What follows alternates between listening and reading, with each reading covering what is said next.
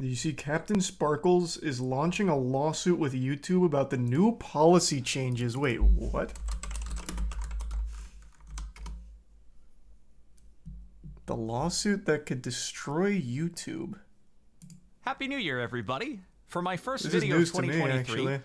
I thought we'd talk about impending doom. Well, okay, that's still to be decided, but at the end of next month, February 21st, 2023, the United States Supreme Court is hearing arguments for a case called Gonzalez versus Google, which has major implications, not just for YouTube, actually, but for the entire internet. It's serious enough that, like, I'm low on the YouTube totem pole. I don't get invited to too many things these days, but I was even invited to a group call with YouTube employees, no one does. other creators, creator-adjacent business people to inform us of what this is and ask if we wanted to be part of something called an amicus brief, which will actually be used during arguments in the trial. So what is this case, Gonzalez versus Google, about?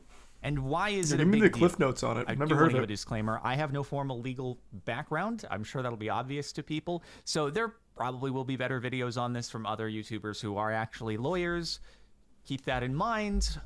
I'll still do my best to give the info necessary for this. So before we get into feed it to me. specifics of this On case, a nice little plate we need so I to can go back to understand. something called Section 230 of the Communications Decency Act of 1996. This is where everyone tunes out. They're like, oh, God, sections and numbers, and I didn't come here for this. What the frick, dude? Yeah, I know, but bear with That's me, how I would say, because what it is the important. And like I said, the future Don't of catch me saying, YouTube, what at the least in the frick. form that we know it, does sort of hang in the balance here. So, what is Section 230? Well, perhaps the most important text in it says, no provider or user of an interactive computer service shall be treated as the publisher or speaker of any information provided by another information content provider. What does that mean, simplified? Basically, it means that a website like YouTube Is it responsible for Facebook, the content? or Twitter or any site that hosts a ton of user-generated content isn't responsible as a website for the speech, the posts that the users post on the site. You can't blame YouTube because someone posts a terrible, awful video where they say horrible things. Yeah, that's been, so I didn't know it actually went this far back. That's commonplace. That's been what's protecting the major corporations that run the websites. Because if they were being held responsible for every piece of content on there, the moderation would have to crack down so fucking hard and everything would have to be in a very, very squeaky clean state. Otherwise, they'd risk opening themselves up to massive lawsuits if that protection wasn't in place. I didn't know that was Section 230. I didn't know what it was called. But yeah, that protection's been around for a very long time. It's a legitimate necessity. A website like YouTube, Twitter, Twitch, whatever, could not function without that protection being in place. It would crumble and die. So I'm assuming, since that's now being referenced, this Gonzalez versus Google case is about Section 230 being overturned's not the right word. Thrown out, replaced. Trying to hold the corporations responsible for like hate speech or something would be my guess. YouTube hosts a massive platform that's given rise to extremist content, and they need to be held responsible. Well, in doing so, you will then force them to be held responsible for every single piece of content generated on the site. That's going to be my guess as to what this is about then if this is being referenced. And this is very important because it's in contrast to, let's call them legacy media outlets. So think newspapers, TV news outlets. Those are considered publishers in that they are seen as expressly authorizing what is put forth. They review the content in the articles. It is their voice in it. Verbally said on the TV station. So let's think of something like slander or libel. Say a newspaper publishes an article that accuses someone out there of doing terrible things, but they're those responsible terrible for the things words. aren't actually true. Well, that person can sue for libel, and the newspaper is responsible for having published that article. Doesn't The apply on difference here, YouTube. which is protected by Section 230, is if someone goes on YouTube and says a bunch of slanderous things about someone, it's not YouTube's fault.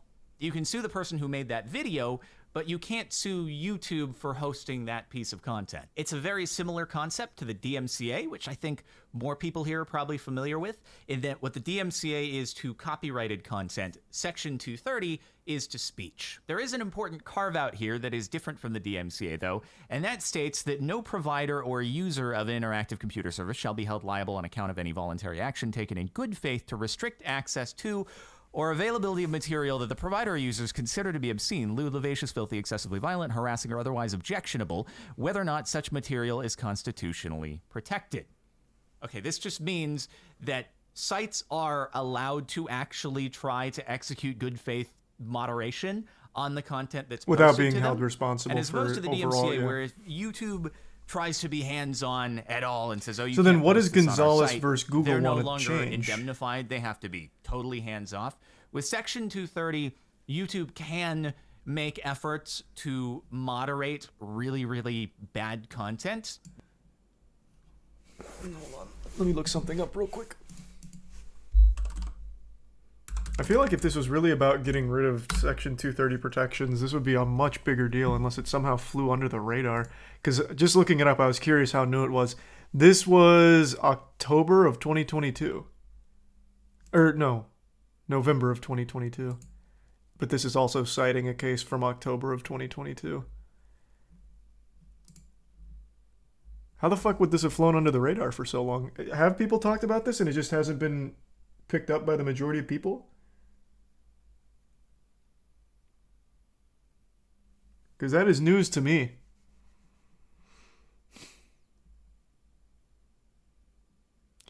One question before the Supreme Court with Gonzalez versus Google is whether, under Section 230, a website or service develops content and therefore loses immunity when it uses an algorithm to recommend terrorist content based on users' viewing history. As the Artificial Intelligence Law and Policy Institute argued in an amicus brief before the Ninth Circuit, the court must determine if content recommendation algorithms are neutral facilitation tools or a means of developing user-tailored content. Wow. So this algorithm that they spent the last fucking 10 years fine-tuning to be the machine that it is today, maybe it's very undoing then if they're able to make that argument that now, since this algorithm is recommending content, they're no longer just immune. Because now, at this point, they're basically acting as like the publisher of it, like in the promotion of it, it seems. That seems to be the boiled down argument.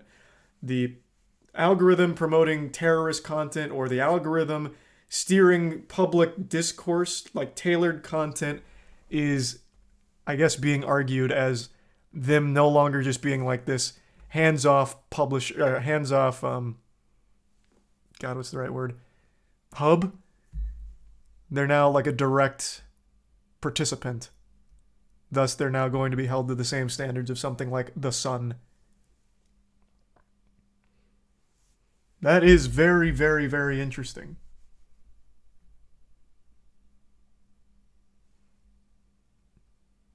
Holy shit. Huh.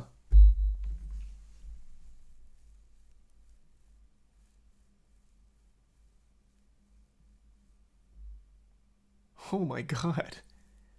Yeah, that's a pretty fucking good argument. Like, this isn't baloney. Because they're not wrong. The YouTube algorithm will keep you in a bubble if you want it to, or if you let it. So let's say you are someone that... shit, this is a really morbid one. But there's a community on YouTube that likes to torture young monkeys.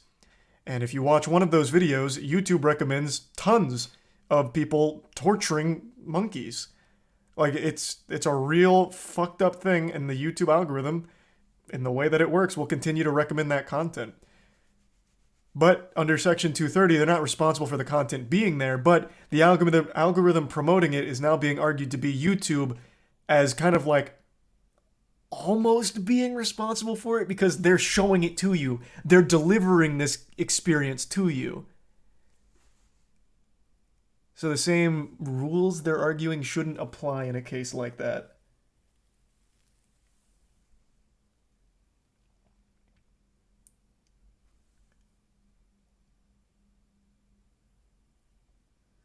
Yeah, so it's no longer just a neutral party since it's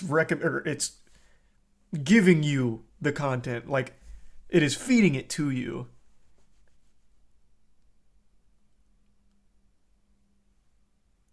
There's the Prime Kinky, and the recent Daffodil and Smed. And this would apply to all social media. Anything with algorithmic-driven content, it sounds like it would apply to. Here, let me fast forward to the Gonzalez case here, because I imagine CaptainSparklez gets deeper into it than my surface-level reading from this one article. Search results. If you're searching for something, you have to rank the content that shows up somehow. Is that also considered algorithm at that point? And I actually asked this in the call that I mentioned earlier. You don't just stumble on the monkey torture stuff? You don't. Just like you wouldn't stumble on most of the echo chambers you can get lost in. But the algorithm continuing to feed you that content is no longer the platform being neutral. It is actively giving you that. It is actively enabling you to get this content. Even if it's good, even if it's bad, doesn't matter. They are not neutral anymore. They're just providing you that content. They're like, oh, you like this? Here's more. And here's more of that. And here's more of this. Which they're now arguing is no longer just like this, hey, hands off, you find what you find, and it's not our fault.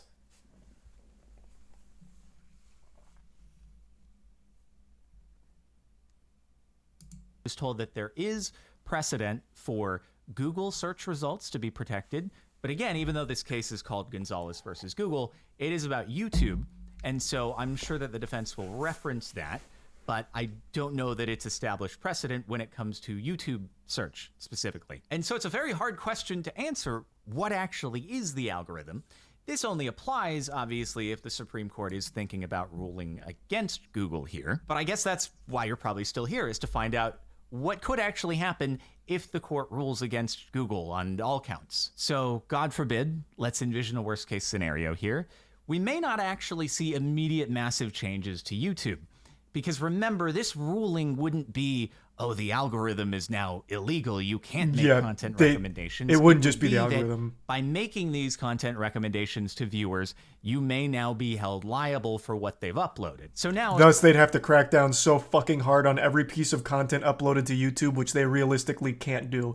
They would have to play so safe on every upload, otherwise they risk being sued, otherwise they risk full legal action. Yeah, it's not just like, oh, okay, so the algorithm's going away, so it's going to go back to how YouTube used to be. Because now they're going to be responsible for every piece of content on the site.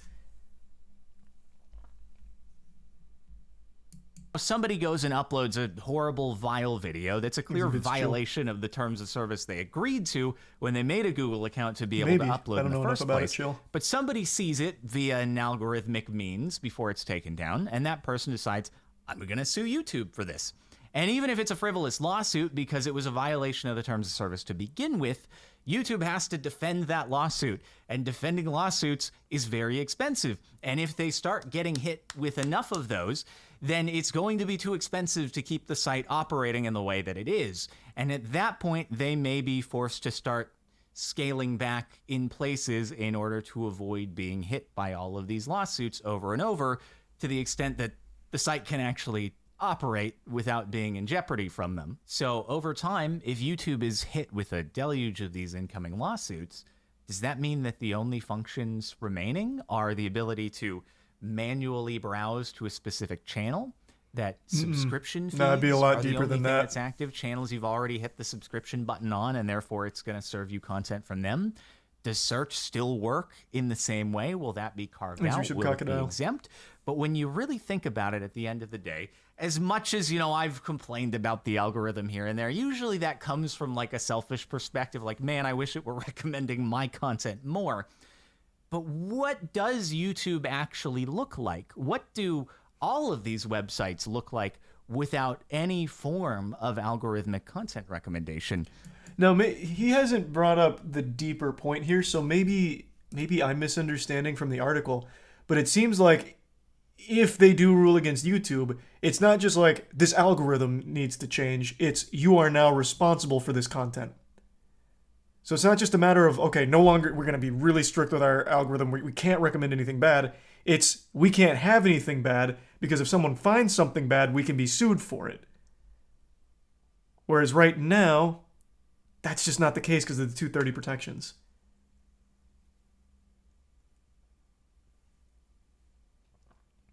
He just said that.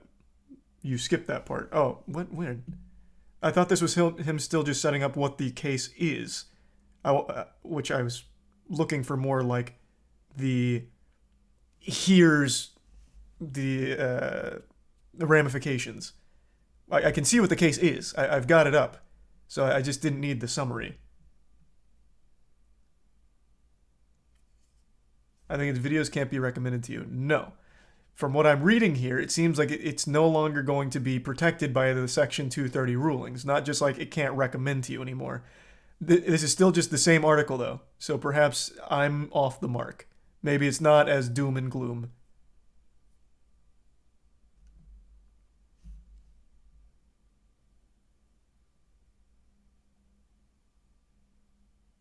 These are resub Misty. The Prime Fancy.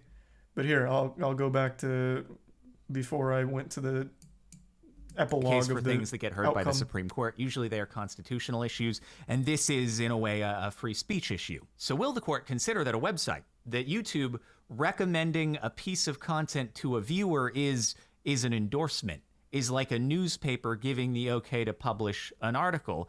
Or will they see that almost all social media websites at this point, if not all of them, operate off of an algorithmic recommendation system? Yep. And to not give some sort of carve out there would more or less break the operations of all these websites. The scope of this is not even known, though. Like, where do you draw the line between what is considered algorithm and what is not? You might make the argument that videos recommended from channels you're not subscribed to on your homepage, maybe that's algorithm. Suggested videos to the side and bottom of the video you're watching, okay, maybe that's algorithm. But what about search results? If you're searching for something, you have to rank the content that shows up somehow. Is that also considered algorithm at that point? And I actually asked this in the call that I mentioned earlier, and I was told that there is precedent for Google search results to be protected. But again, even though this case is called Gonzalez versus Google, it is about YouTube. And so I'm sure that the defense will reference that, but I don't know that it's established precedent when it comes to YouTube search specifically. And so So I see people in the chat once again saying, and this is him giving the recap of what's going on and like the scope of it. But again, it's not just the algorithm, at least not based on what I'm reading here. One question before the Supreme Court with Gonzalez versus Google is whether under Section 230 a website or service develops content and therefore loses immunity. When the algorithm recommends to terrorist content based on viewers' viewing history, as Artificial Intelligence Law and Policy Institute argued in the amicus brief before the Ninth Circuit, the court determined if content recommendation algorithms are the neutral facilitation tools or means of developing user-tailored content. This recommendation algorithms fall outside the scope of Section 230, and the ruling would have enormous implications on how websites would operate. This is like it's still independent of just the algorithm. It's now looking at the website as a whole. So any kind, and he does mention this, any kind of like a search result could be considered an endorsement. That's what I'm saying. It's not just like remove the algorithm and it's all fine. This seems to be arguing that at this point, at this stage, YouTube could be considered like endorsing the content. Is the argument.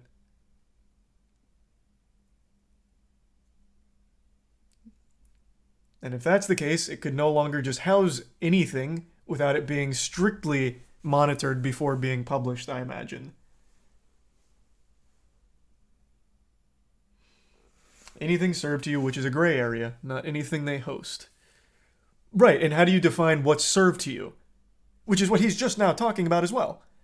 It's a very hard thing to determine what is considered served to you.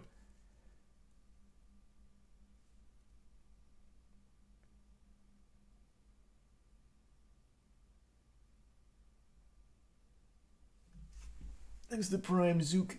Yeah, of course, Snert. Who gets to determine this? Don't know.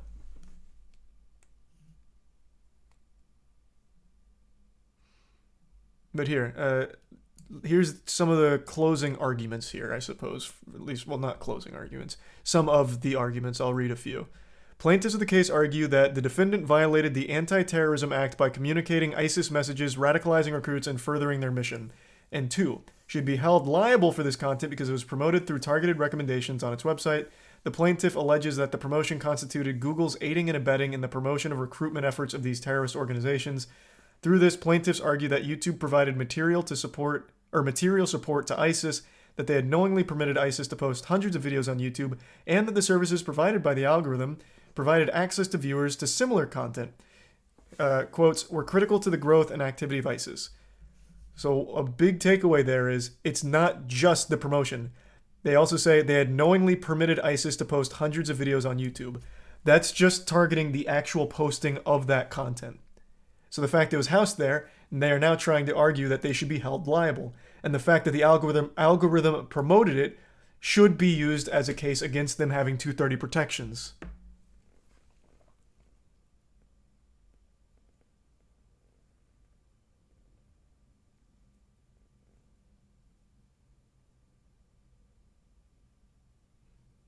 So this is like a really large scope case.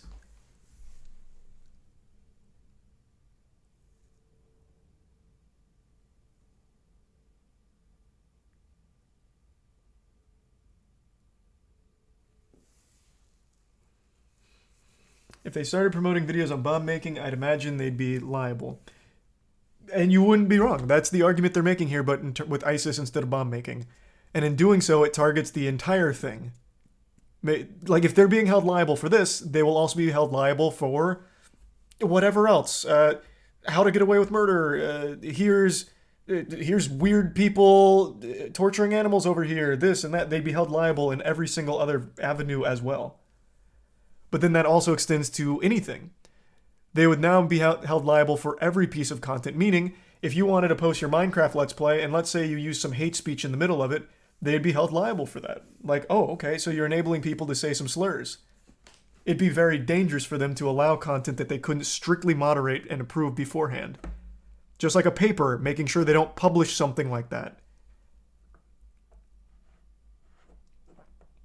At least that's how I understand it.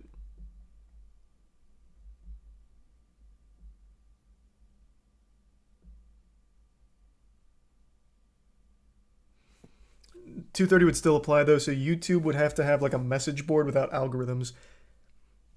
But that's where it's so gray though, because, well, I guess a message board would be a little different. Because then you could say it's user generated, thus we have no say in it. The users are posting it and blowing it up, not us. But just in even enabling a search function, you could then argue like the top search results, that's YouTube endorsing these things, and there could be bad things there. Thus, that'd still be a risk.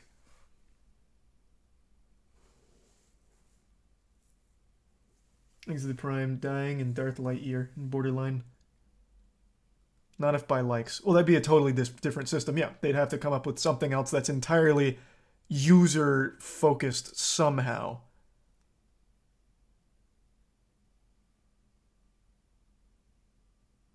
Top search result is user-generated. No, it's generated based off of what you usually watch. It's catered to you, your channel. Like what you're usually watching.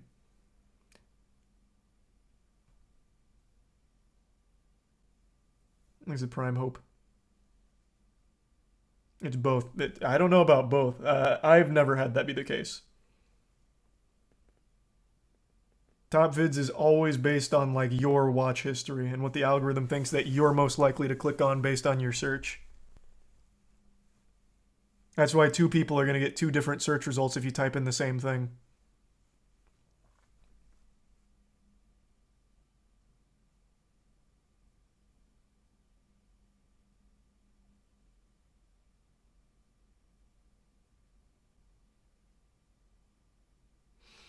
He says in the video that Google's search results are protected by precedent, but he then again says that there's no telling if that applies to YouTube itself. That's applying to like searching for information on Google. So unclear if that would apply to YouTube with that precedent.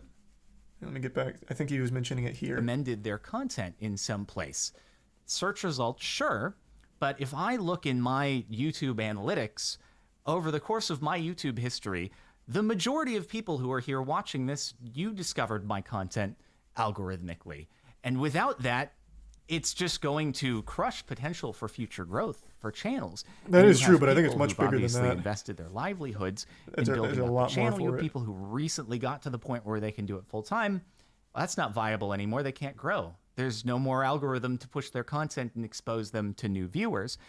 I might be okay because I've been at it for so many years and I've been able to build up an existing audience that may still be able to find my videos through subscriptions, but it would still hurt dramatically. Still, at least half the people who watch every video of mine are not subscribed. They're finding that content somehow. Some may be searching for me directly, but I would bet a huge majority are being found in suggested videos, recommendations on the home page.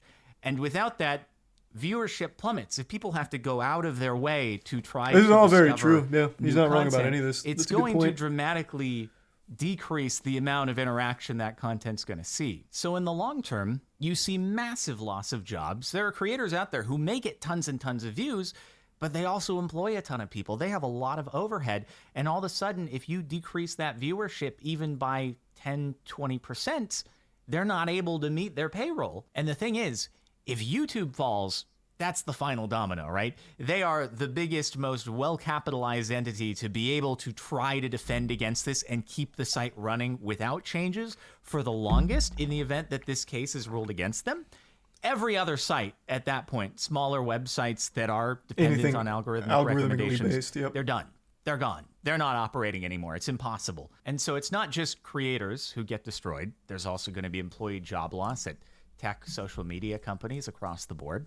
And so while I'm not a constitutional scholar who can really determine how Section 230 applies to algorithmic recommendations, what I focused on in my contribution to the amicus brief was simply that these algorithmic recommendations, despite Tier 1 maybe Sierra. having an occasional shortfall, have contributed tremendously to job growth and people being able to make a living and are necessary for these sites to be able to operate the way they do and are, I think, a net positive. Despite, again, everything that I've complained about in the past, I do believe that content recommendation systems are a net positive to websites and helping to allow creators to do what they do. Again, though, I do just want to remind that is an absolute worst case scenario. And in my... I still don't think that's the worst case scenario, though. Because, again, going back to here, the legal question at the heart of this matter is to determine the following. Does Section 230, mentioning 230 by name, which is the protections in place for websites like YouTube, Twitter, whatever, where they're not responsible, like legally responsible for the content that users generate to protect them from things like a terrorist uploading a beheading video or something. They're not responsible for that. By mentioning Section 230 here and then talking about how content currently works, it feels like it's more of a threat to the protections put in place on the website as a whole, even if it's mainly like focused on the targeting. So does Section 230 immunize interactive computer services when they make targeted recommendations of information provided by another information content provider, or only limit the liability of interactive computer services when they engage in traditional editorial functions, such as deciding whether to display or withdraw with regards to such information? Like, to me, all of this seems much bigger. Should they rule against Google, it feels more like not only will the algorithm have to completely not exist. I don't see how they'd be able to anymore because you'd never be able to make an argument against it once that's overturned. They would also then have to strictly moderate what goes up because it's such a gray area on what you can consider targeted content, like what is getting recommended to you. It's just such a huge risk I don't see any companies taking.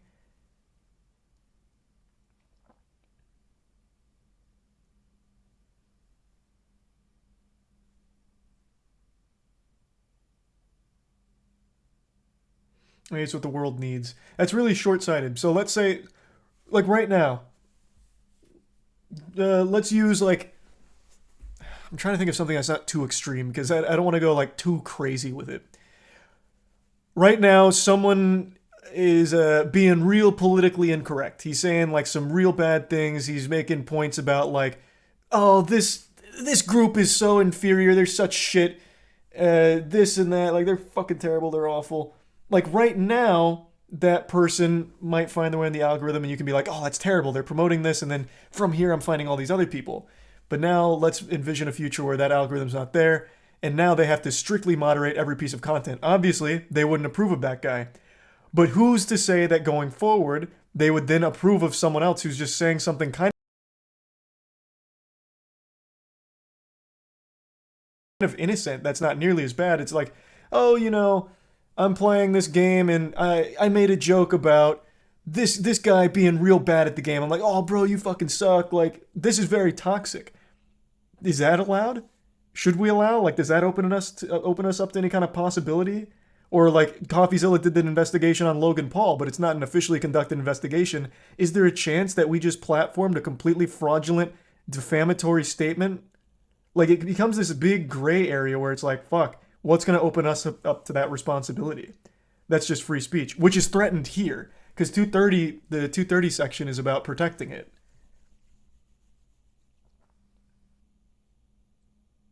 They can easily moderate their content with AI. No, they can't. That would be a problem. Because right now they already do that, and that's become a big issue because here, as mentioned, it allowed ISIS to promote hundreds of videos, post hundreds of videos on the platform. It would then need to be a massive overhaul and be manually reviewed in order to make sure that doesn't happen again.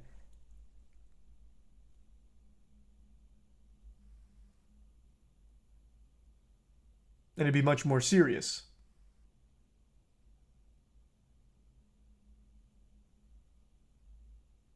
They already suppress discerning political opinions, but you can still find them. Like, imagine if you right now search for discerning political opinion, you can find it and a ton of creators and keep yourself in that bubble. You can do that for anything. I mentioned that monkey torture ring. If you look into the monkey torture ring, watch a video, you can find the entire echo chamber. It's all still there. Which is obviously like a bad thing. You don't want that to be promoted, but that's the reality of it at the moment. And then if they rule against YouTube and it's like, this is no longer protected by Section 230, you are responsible now because you have recommended this. It is you endorsing this content. They're going to be very, very, very, very selective on what can even be posted in the first place. They'd have to be. Or they'd constantly just risk being open to a lawsuit.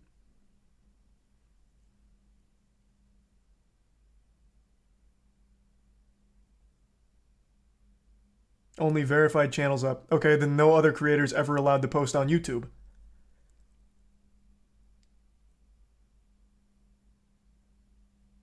So then you have no small creators anymore, you have no new creators, and you have no new viral videos because you're not a verified account. There's a prime harrowing.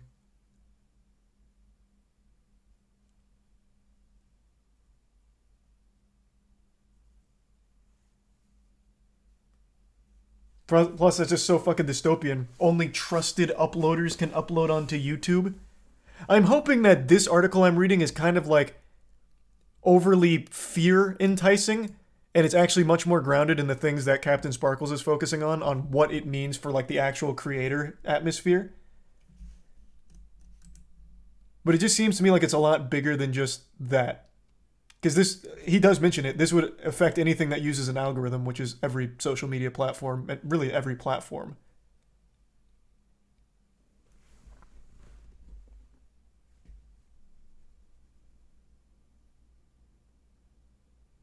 I don't think there's a solution for that. Well, you need to carve off some kind of like stipulation to get like with the modern times. Like algorithms control every piece of information out there. It is what it is, and everyone benefits from it, even though it might not seem that way. Like even the guy who mentioned the discerning political opinions being suppressed, without the algorithm, they wouldn't exist. They just wouldn't even be allowed on these platforms that don't like that. Like let's say it's run by someone who just doesn't like your political opinion, they would probably just not allow it because it opens them up to a potential liability with it. So no matter where you stand, you do still benefit from it.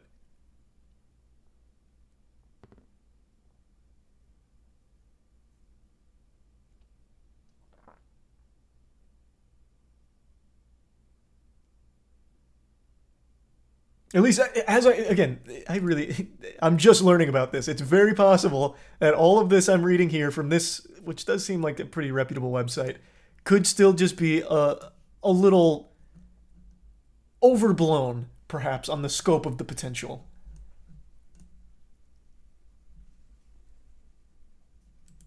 I would like to hear more from like lawyers and stuff, as CaptainSparklez mentions. I think he's done a great job breaking it down, like in its like most plain state. Like, here's what it means, here's what it is. 12, almost 13 years now on YouTube.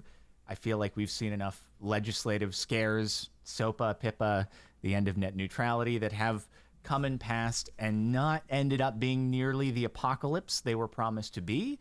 So I also have hope that that will end up being the case here. But it's also good not to get complacent and be aware of things like this. And even though in this case there isn't quite as direct a way to participate, you can always call up your local representative and voice your concerns in the matter, in the hope that maybe at some point there can be legislation that is actually passed in order to enforce that algorithmic content recommendations are concretely protected by Section 230, despite what may end up turning out from this case. If there are elements that are ruled against Google, there could always be legislation in the future that is passed in order to protect this sort of thing.